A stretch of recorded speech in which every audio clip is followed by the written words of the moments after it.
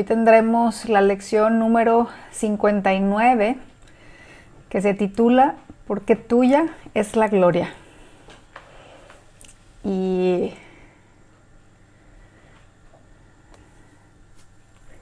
quisiera pedirle, para empezar, que piense rápidamente en las cosas que hace cada día. Sí, así de manera mental, que haga un repaso en lo que serían sus actividades de cada día desde que se levanta hasta que se acuesta. Entiendo que lo ideal sería tener el tiempo para registrarlo por escrito, el poder tener más disponibilidad en cuanto a espacio de tiempo para poder hacerlo de manera detenida y detallada, pero pues no nos es posible en este momento. Quizás sea bueno dejarlo como una tarea, ¿verdad? El que podamos cada uno poner por escrito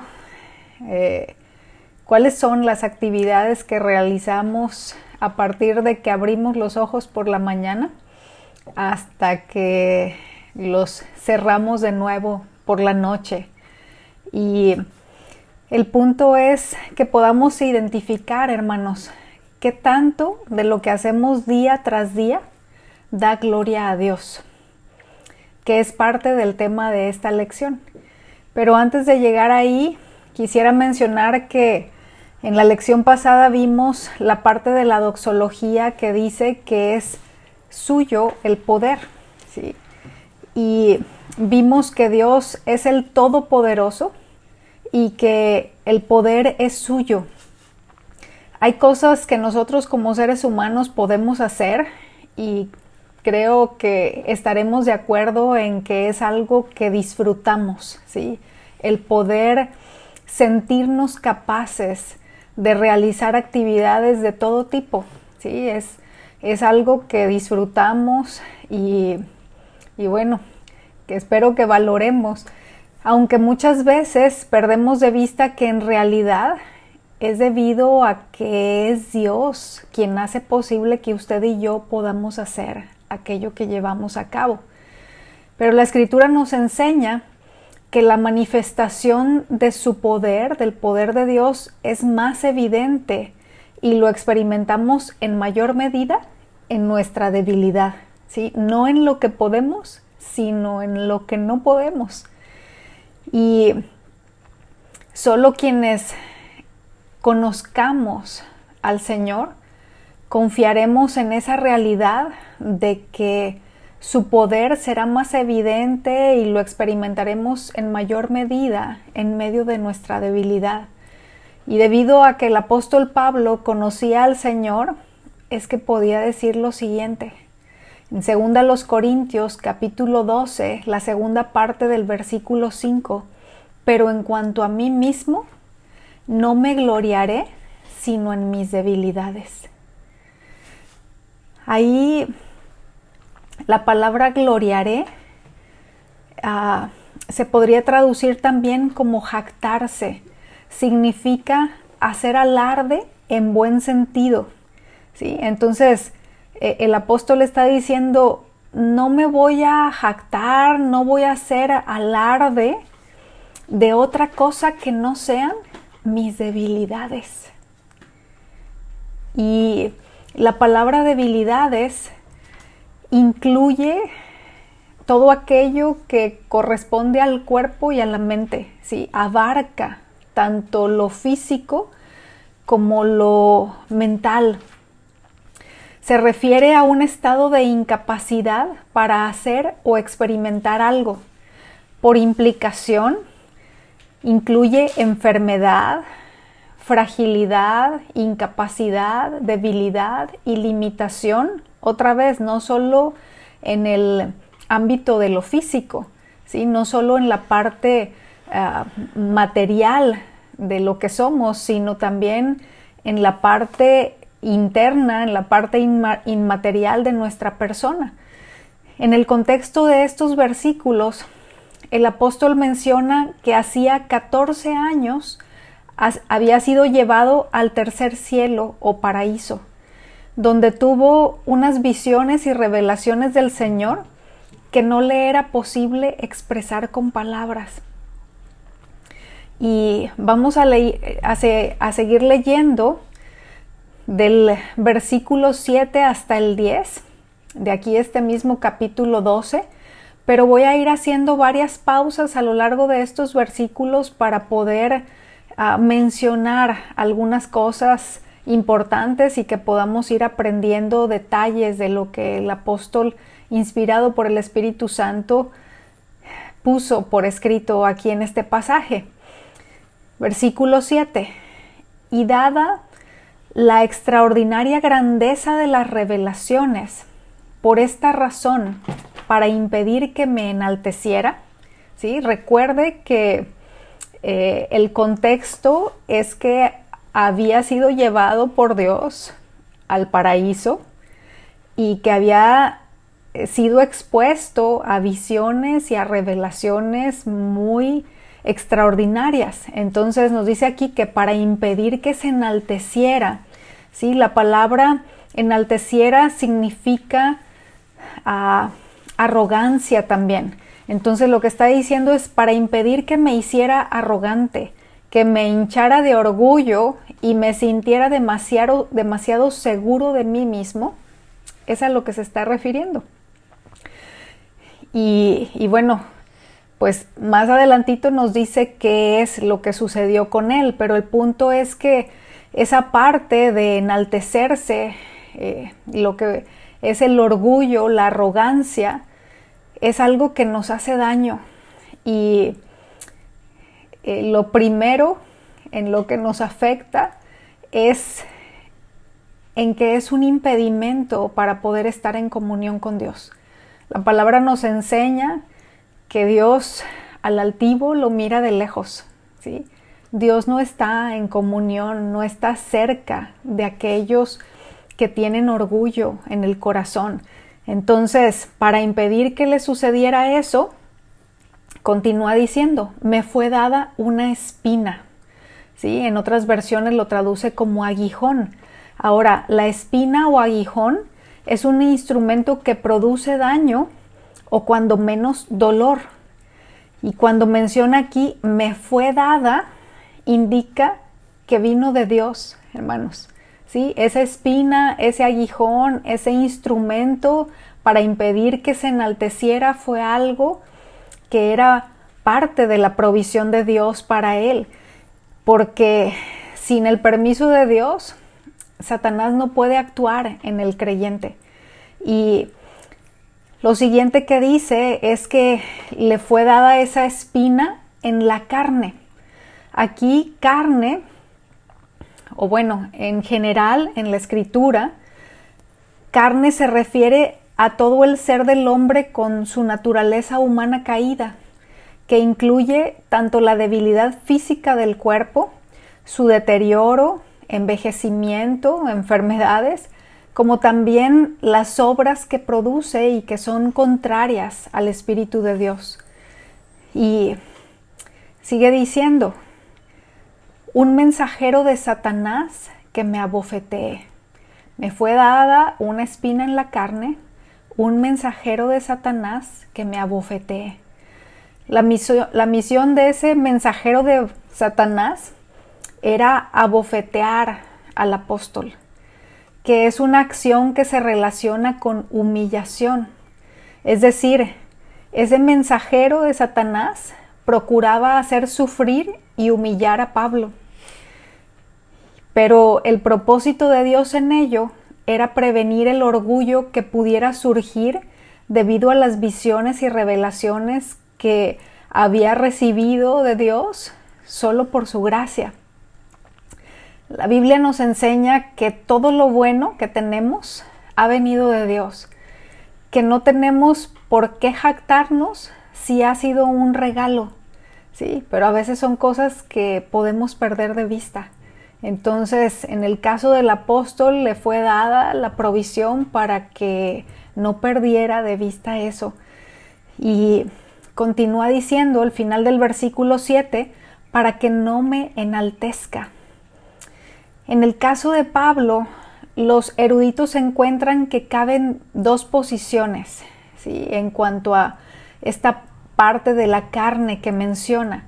Si carne se refiere a la debilidad física del cuerpo, es decir, a la parte material del ser humano, pudiera tratarse ese aguijón de algún trastorno orgánico o de alguna enfermedad. Si el aguijón es una referencia a la parte espiritual o a que está ese aguijón en su carne, y la carne es una referencia a la parte espiritual, es decir, la parte inmaterial como naturaleza caída, estará refiriéndose a las debilidades espirituales que pueden afectar al creyente. Así que puede ser tanto lo uno como lo otro, hermanos. En este caso no lo especifica, y qué bueno que sea así, porque quizás si especificara que se trataba de una enfermedad, podríamos limitarlo nada más a lo que pudiera afectar el cuerpo físico, pero lo deja abierto, y de esta manera podemos entender que puede incluir tanto lo uno como lo otro. Versículo 8. Acerca de esto, 3 veces he rogado al Señor para que lo quitara de mí. ¿Sí? 3 veces he rogado es una manera de decir que lo había hecho en muchas ocasiones, que era una petición que había hecho delante de Dios de manera repetitiva. Y la interpretación del aguijón o espina, que como mencionaba hace un momento, no especifica de qué se trataba. En el caso de la interpretación en cuanto a qué pudo haber sido desde el tiempo de los padres de la iglesia, es decir, desde la patrística hasta los teólogos modernos, ha habido diferentes posturas con relación a esto, y se considera que pudiera haberse tratado de sufrimientos causados en el ministerio apostólico, que servían también de corrección para el apóstol. Otros dijeron que se trataba de persecuciones o de enfermedad, algunos más que fuertes dolores de cabeza y de oídos, otros más que se trataba de tentaciones de la concupiscencia del hombre o de tentaciones en general. Y por último, los teólogos modernos dicen que pudo haberse tratado de una oftalmía. Entonces, pues otra vez, a ciencia cierta no sabemos de qué se trataba. Lo que sí nos deja clara la Escritura es que ese aguijón en su carne estaba llevando a cabo el propósito para el cual Dios se lo había dado, y que a final de cuentas era para su bien. Versículo 9. Y Él me ha dicho: ¿te basta mi gracia? Pues mi poder, ¿sí? Aquí es la palabra dunamis que veíamos la semana pasada, se perfecciona en la debilidad. ¿Sí? Mi poder se perfecciona en la debilidad. Es como que Dios estuviera ahí diciendo: porque mi potencia tiene su manifestación más perfecta en la falta de potencia. En aquel que viene a mí reconociéndose frágil, incapaz, débil, limitado e impotente, es en quien mi potencia tiene su manifestación más perfecta. Así que, acerca de esto, el comentario exegético y explicativo de la Biblia dice lo siguiente: nuestra potencia es a veces rival de Dios. Nuestra flaqueza es el siervo de Él, dependiendo de los recursos de Él y manifestando su gloria. La necesidad del hombre es la oportunidad de Dios. La seguridad del hombre en sí es la oportunidad para Satanás. La manera de obrar de Dios no es la de sacar a sus hijos de entre las pruebas, sino la de darles potencia con que soportar las pruebas. Qué tremendo, ¿no? La fuerza de Dios hace posible que un instrumento inútil en sí mismo, como somos nosotros como seres humanos, sea eficaz en su mano. Y mientras más rápido lo reconozcamos, hermanos, será mucho mejor. Que podamos decir algo como, o porque podemos decir algo como, sáname de esta enfermedad, o líbrame de esta circunstancia, de esta escasez, de esta prueba, de esta lucha. Pero, ¿qué si el cumplimiento de su propósito será en medio de eso y no en el rescatarnos o librarnos de ello?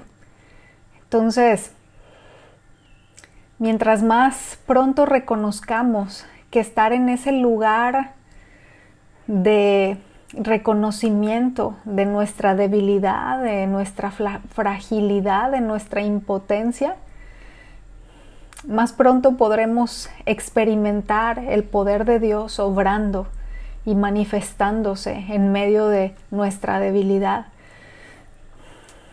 Su promesa en Isaías capítulo 43 versículo 2, yo creo que muchos sabrán de memoria esta escritura, no la vamos a ver, pero lo que dice ahí es que cuando pasemos por las aguas, por los ríos y por el fuego, Dios estará con nosotros e impedirá que nos ahoguemos y nos quememos. Entonces, si usted recuerda esa porción, nos dice cuando pases. No está diciendo que no pasaremos por las aguas o por el fuego, sino que cuando pasemos por ahí, Él va a estar con nosotros. Y Él va a impedir que esas aguas nos ahoguen o que ese fuego nos queme. El apóstol continúa diciendo, por tanto, con muchísimo gusto me gloriaré más bien en mis debilidades, para que el poder de Cristo more en mí. ¿Sí? Aquí poder es nuevamente la palabra dunamis. Y por esa razón es que en lugar de seguir intentando hacer las cosas en las propias fuerzas, o de buscar esconder la debilidad avergonzado, el apóstol hace alarde de que el poder de Cristo le ayuda a superar todo, porque cuando su fuerza inútil es dejada a un lado, se manifiesta en él la potencia de Cristo. Versículo 10, por eso me complazco. ¿Sí? La palabra complazco también se podría traducir como me gozo y tiene que ver con pensar positivamente también. ¿Sí? Por eso pienso positivamente o me gozo, me complazco en las debilidades, en insultos, en privaciones, en persecuciones y en angustias por amor a Cristo. Ahora, hermanos, el apóstol no está diciendo que se gloría en las debilidades que menciona aquí y en otros pasajes más en donde habla también acerca del tema, como podrían ser afrentas, maltratos, insultos, enfermedades, necesidades, hambre, sed, frío, falta de abrigo, persecuciones, escasez, aprietos, opresiones, angustias, etc., sino en que el poder de Cristo se haga más claro a los demás al ayudarlo a superar todo eso, ¿sí? Él está diciendo que se gloría en que el poder de Cristo se haga más claro a los demás al ayudarlo a superar todo eso. Continúa diciendo, porque cuando soy débil, entonces soy fuerte. Y ahí es la palabra dunatos, que es una derivada de dunamis y es relativo a tener la capacidad de realizar alguna función. Cuando el creyente es débil, entonces la gracia de Dios se manifiesta operando en él y en los medios que usa para llevar a cabo la obra suya. Por esa causa, la gloria de todo en el servicio es para Dios. En 2 Corintios capítulo 4, versículo 7, dice que este tesoro, ¿sí? El mismo apóstol Pablo, que este tesoro, refiriéndose a la grandeza del mensaje del Evangelio, está en vasos de barro para que la excelencia del poder sea de Dios. ¿Sí? Vasos de barro frágiles, que con cualquier cosita se rompen, pero que en su interior tienen el tesoro del mensaje del Evangelio para que la excelencia del poder sea de Dios. Así que inicialmente Pablo oró para que Dios le quitara lo que fuera que le provocaba dolor, que no sabemos, no podemos ponerle nombre, ¿no? Pero la respuesta de Dios a esta oración fue redirigir el pensamiento de Pablo a su gracia, al hecho de que su potencia se manifiesta más claramente en la impotencia humana. Así que esto cambió el chip de Pablo de tal manera que seguramente podía disfrutar de la paz con la que Dios guarda a aquellos que en Él confían, y era capaz de pensar de manera positiva acerca de las debilidades y gozarse por ellas. Es solo cuando nos reconocemos débiles, desposeídos de todo recurso y esperando en Dios, que podemos ser bendecidos de esta manera, hermanos. En Isaías, capítulo 26, versículo 4, nos dice: confíen en el Señor Dios, porque en el Señor hay fortaleza eterna. Así que es suyo el poder, y no de manera temporal, sino para siempre. Porque tuyo es el poder para siempre, es lo que declara la doxología que hemos estado estudiando en las últimas lecciones. Y vamos a leerla. Mateo capítulo 6, la segunda parte del versículo 13, porque tuyo es el reino y el poder y la gloria para siempre. Amén. Así que en esta lección, hermanos, hablaremos de lo que la gloria de Dios es, de la gloria de Dios en su creación y por último, de lo que es dar a Dios la gloria. Y vamos a iniciar el tema de hoy con el primer punto o aspecto de los 3 que veremos hoy, que es lo que la gloria de Dios es. Ahora, aquí a manera de nota, le comento que no debemos confundir lo que es la gloria de Dios con el dar gloria a Dios. ¿Sí? Son 2 cosas diferentes y es importante diferenciarlo. ¿Sí? Lo que es la gloria de Dios y lo que es dar gloria a Dios. Y antes de intentar definir lo que la gloria de Dios es, hermanos, debo decir que el tema de la gloria de Dios en la Escritura es extremadamente amplio y profundo. Me tomó muchos días estudiar acerca de esto y no nos es posible en este momento ir a las profundidades, pero la intención es que podamos conocer, aunque sea un poco, de lo que significa. Y cuando dice aquí en el versículo de Mateo 6, la segunda parte del versículo 13, porque tuya es la gloria, vamos a ver a qué se está refiriendo, ¿sí? ¿Qué es su gloria? Pues la gloria de Dios es la belleza y grandeza infinitas de los diversos atributos de Dios que manifiestan su esencia, o su carácter. Es decir, es la revelación de quién es Él. Ahora, cuando estamos hablando de los diversos atributos suyos que manifiestan su esencia, su carácter, nos referimos a cosas como su omnipotencia, omnipresencia, perfección, eternidad, amor, bondad, fidelidad, misericordia, etc.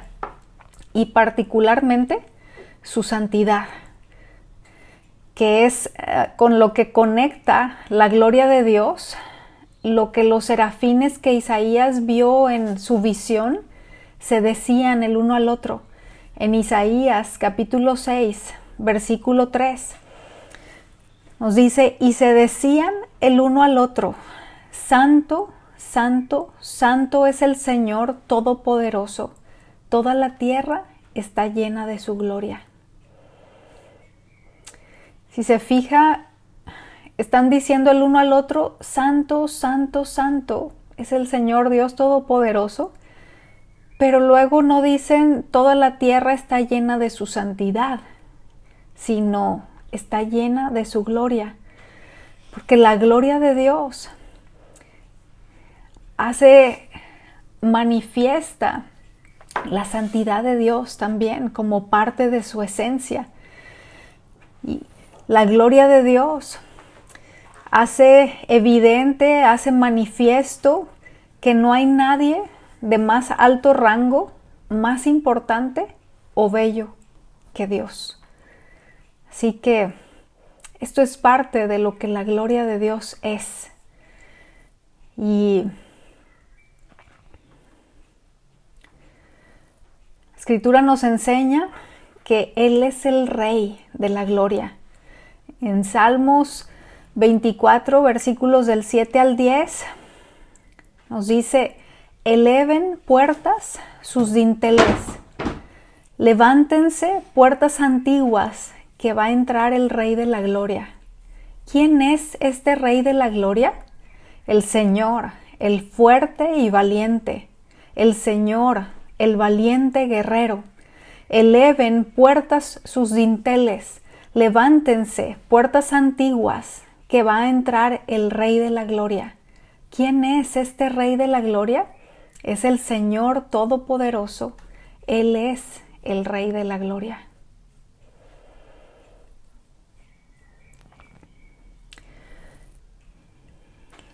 La Escritura nos enseña que Cristo es el resplandor de la gloria divina. En Hebreos 1:3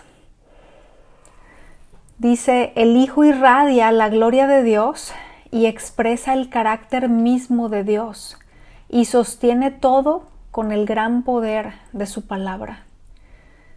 Así que es por medio de Cristo que se da a conocer a los hombres la perfección de la naturaleza de Dios. Jesús manifestó la gloria de Dios al darlo a conocer por medio de sus palabras y sus acciones, al salvarnos y reconciliarnos con Dios, entre muchísimas otras cosas que podríamos mencionar. Y vamos al segundo aspecto que veremos, que es la gloria de Dios en su creación. En primer lugar, la gloria de Dios es revelada en la naturaleza. Salmo 19:1 dice, los cielos proclaman la gloria de Dios y el firmamento despliega la destreza de sus manos.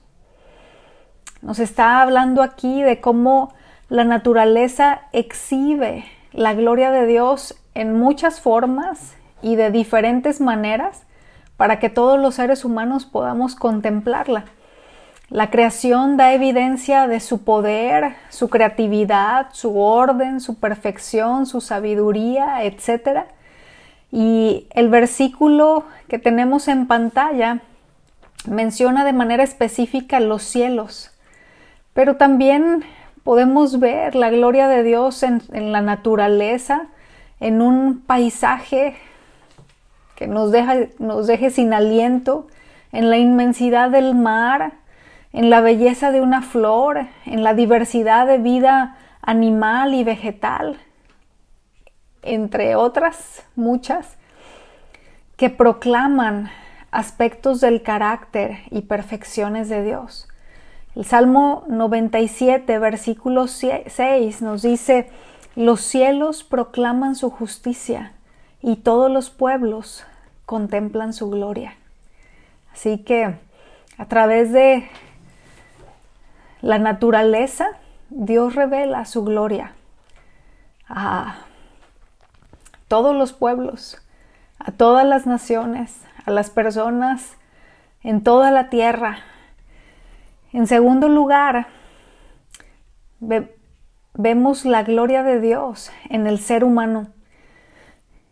Hebreos 2, a partir del versículo 6. Pero uno ha testificado en un lugar de las Escrituras diciendo: ¿qué es el hombre para que tú te acuerdes de él? ¿O el hijo del hombre para que te intereses en él? Lo has hecho un poco inferior a los ángeles. Lo has coronado de gloria y honor y lo has puesto sobre las obras de tus manos. La gloria del hombre consiste en haber sido hecho a imagen y semejanza de Dios, hermanos, con el propósito de reflejar su imagen y manifestar su gloria. Es que Dios le delegó al ser humano autoridad para gobernar, le proveyó poder para llevar a cabo su encomienda y lo coronó de gloria. Pero nada de eso se origina en el hombre. Recordemos que es suyo, que es de Dios, el reino y el poder y la gloria. Y aquí en estos versículos que tenemos en pantalla, quiero hacerle notar que en todas las veces que se mencionan las palabras loas, ¿sí?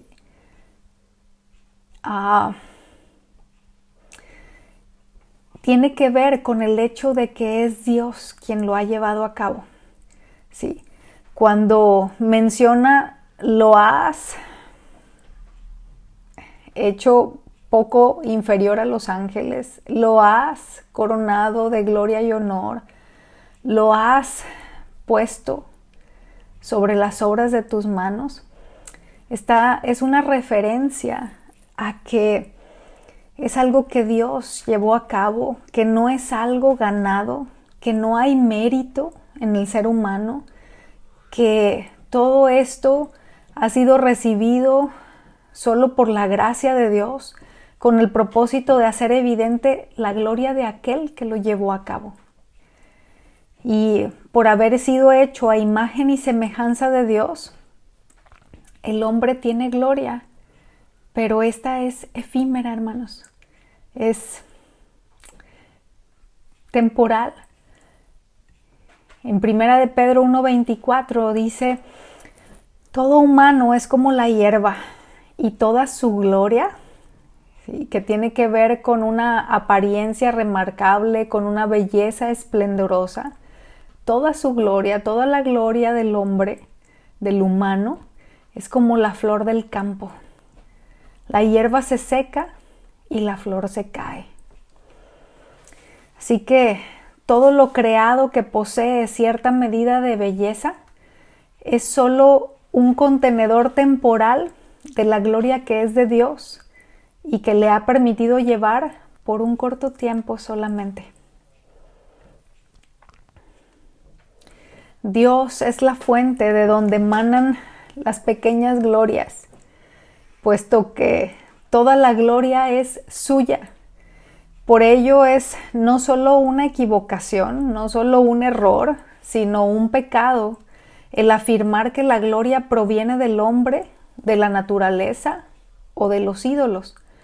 En Isaías 42:8 nos dice: yo soy el Señor, ese es mi nombre, no entrego a otros mi gloria, ni mi alabanza a los ídolos. Y de esto habla en Romanos 1, aludiendo al hecho de que las personas atribuyan a lo creado el crédito que le pertenece solo a Dios y terminen adorando la creación como si la gloria o belleza que posee se hubiera originado en ella, lo cual es el corazón mismo de la idolatría. Romanos 1:23. Y cambiaron la gloria del Dios inmortal por imágenes que eran réplicas del hombre mortal, de las aves, de los cuadrúpedos y de los reptiles.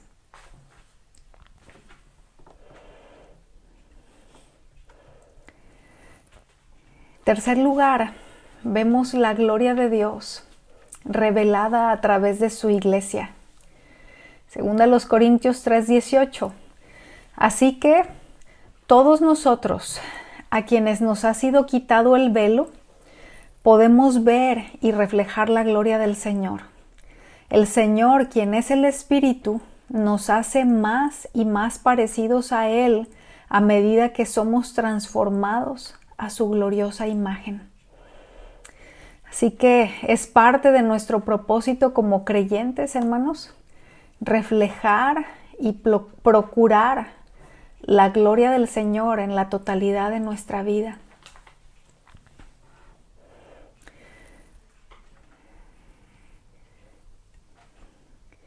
Este hermano, Abraham Kuyper, escribió lo siguiente con relación a lo que acabamos de leer ahí en 2 Corintios 3:18.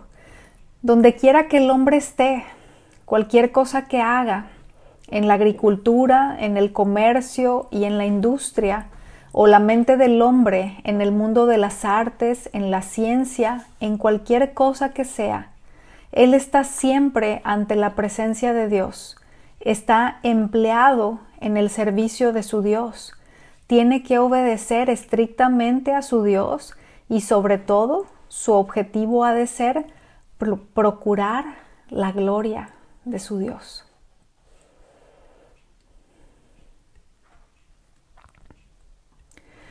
Efesios 3 a partir del versículo 20.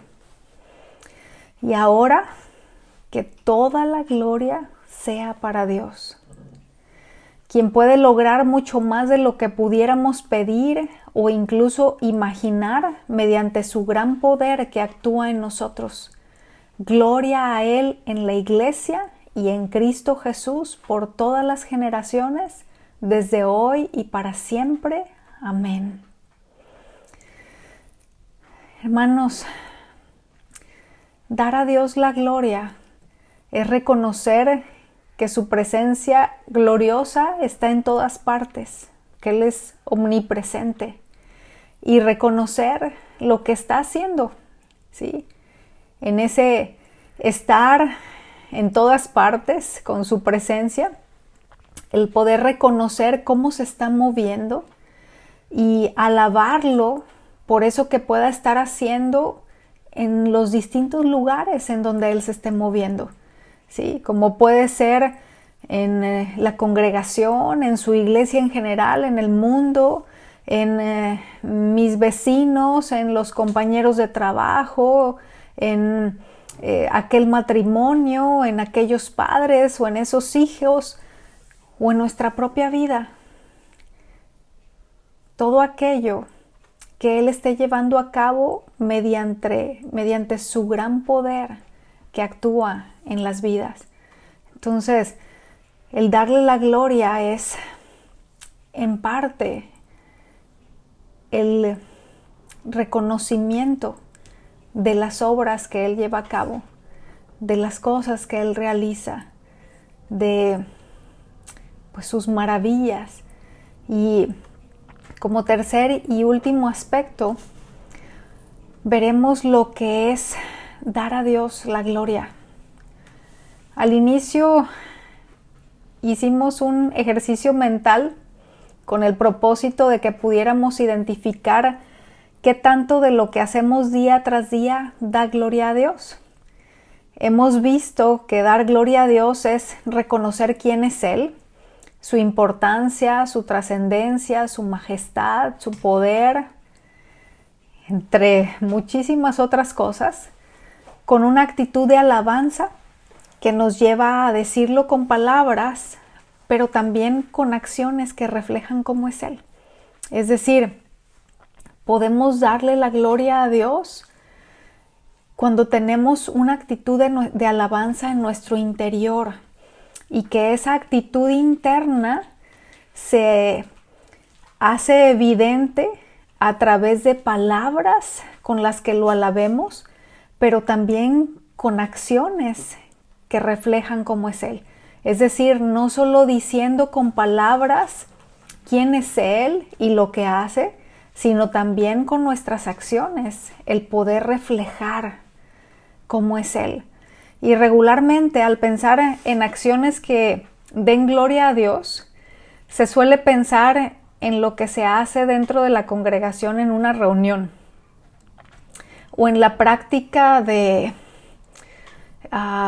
cosas como la oración, el estudio de la palabra, en irse de misionero y cosas similares. Pero, ¿qué me dice de dar gloria a Dios en el trabajo, en la escuela o en casa? En la administración del tiempo, de los recursos, de la salud, la fuerza, los dones que Él nos ha dado a cada uno como creyentes, o incluso en cómo usamos la vida que Él nos permite tener. El apóstol Pablo declaró en 1 Corintios 10:31, así que sea que coman o beban o cualquier otra cosa que hagan, háganlo todo para la gloria de Dios. Toda actividad debe ser encauzada a darle la gloria a Dios. Salmo 29, la primera parte del versículo 2, nos dice: dad a Jehová la gloria debida a su nombre.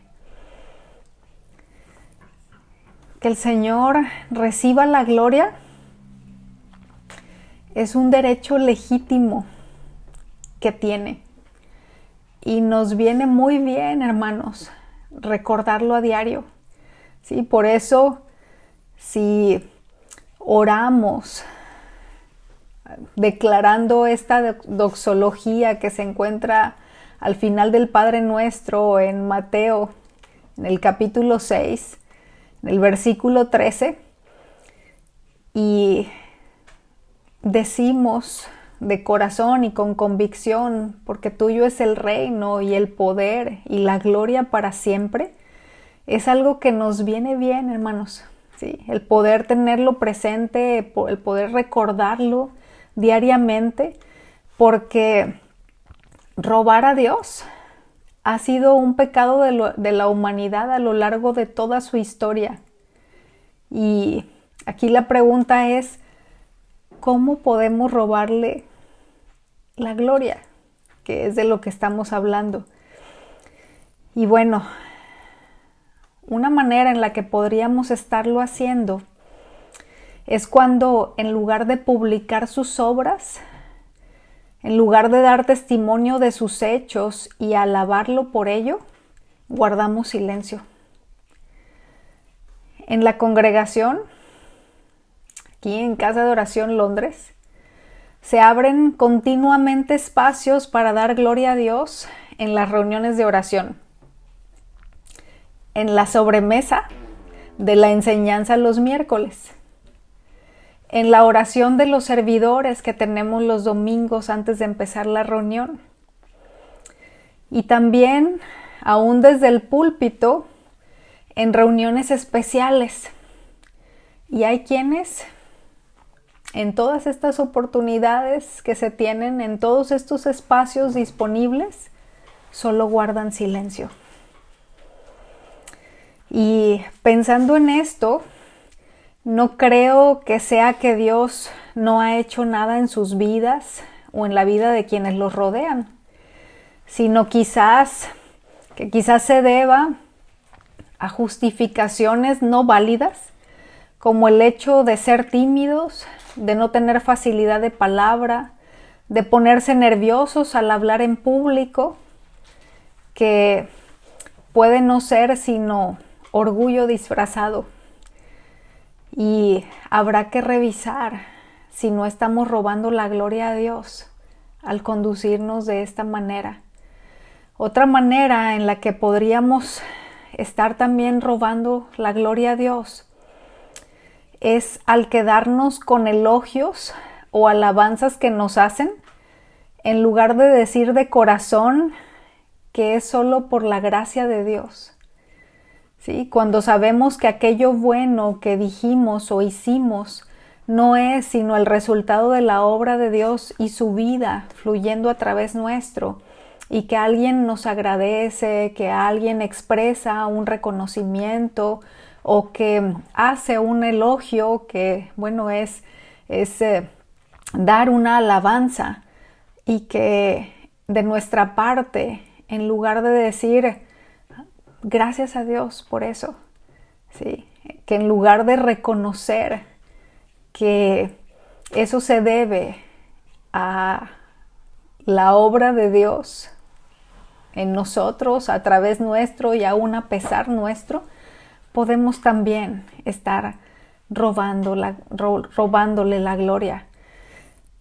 Y en conclusión, hermanos, hemos visto hoy que la gloria de Dios es la belleza y grandeza infinitas de los diversos atributos de Dios que manifiestan su esencia, su carácter.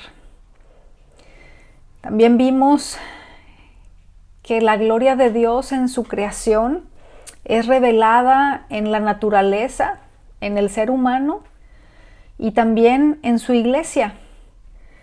En la medida que los creyentes reflejemos la imagen de Dios al manifestar la vida de Cristo, su carácter, sus hechos, su amor, su paciencia, su compasión, su generosidad, su servicio, es que reflejaremos su belleza y su gloria. Lo hacemos con acciones y también con palabras. En el uso que damos a nuestra boca, no solo en cuanto a las palabras que usemos, en el momento de estar exaltando a Dios, ¿sí? En el momento de estar declarando alabanzas a Él por todo lo que ha hecho, por todo lo que Él es, sino también en general, en cómo usamos la capacidad que Él nos dio para comunicar cosas, para hablar, ¿sí? La manera en que usamos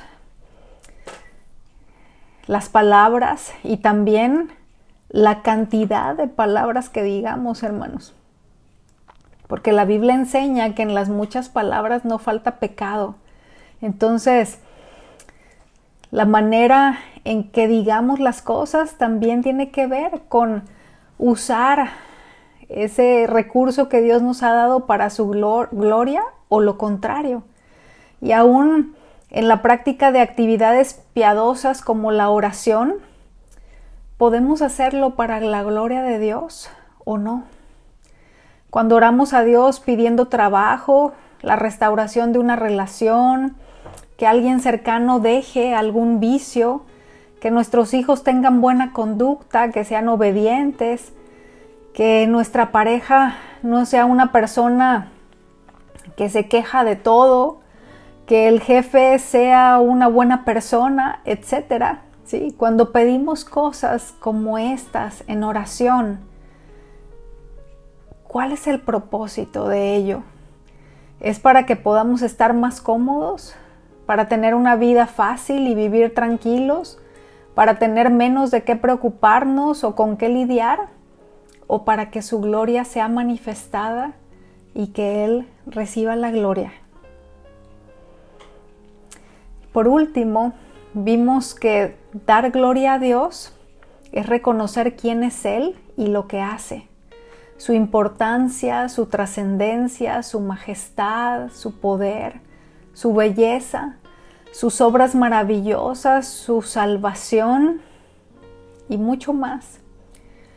Con una actitud de alabanza que nos lleva a decirlo con palabras, pero también con acciones que reflejan cómo es Él. Y que de lo contrario, en lugar de darle gloria, sería robarla, porque sería pues tomar algo que no es nuestro. Y algunas preguntas para reflexionar en lo personal, en lo individual.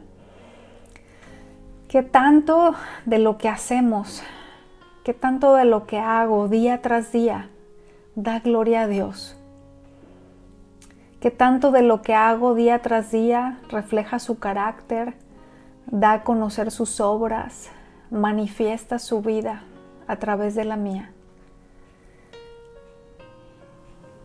Segunda pregunta y última. ¿Vivimos para su gloria o para la nuestra? Bueno, pues lo dejo con estas preguntas, con la intención de que nos ayuden a detenernos, a reflexionar y que en ese encontrar respuestas podamos identificar la manera en la que venimos caminando y si hubiera la necesidad de corregir rumbo. Oremos. Señor, muchas gracias por revelarte a nosotros por medio de tu palabra. Te rogamos a que nos ayudes a recordar cada día que el reino y el poder y la gloria son solamente tuyos. A identificar aquellos pensamientos y acciones que si caemos en ello te estaríamos robando. A crecer en entendimiento de lo que tu gloria es y a ubicar aspectos prácticos de nuestro día a día en los que podamos darte gloria. Te lo rogamos en Cristo Jesús. Amén.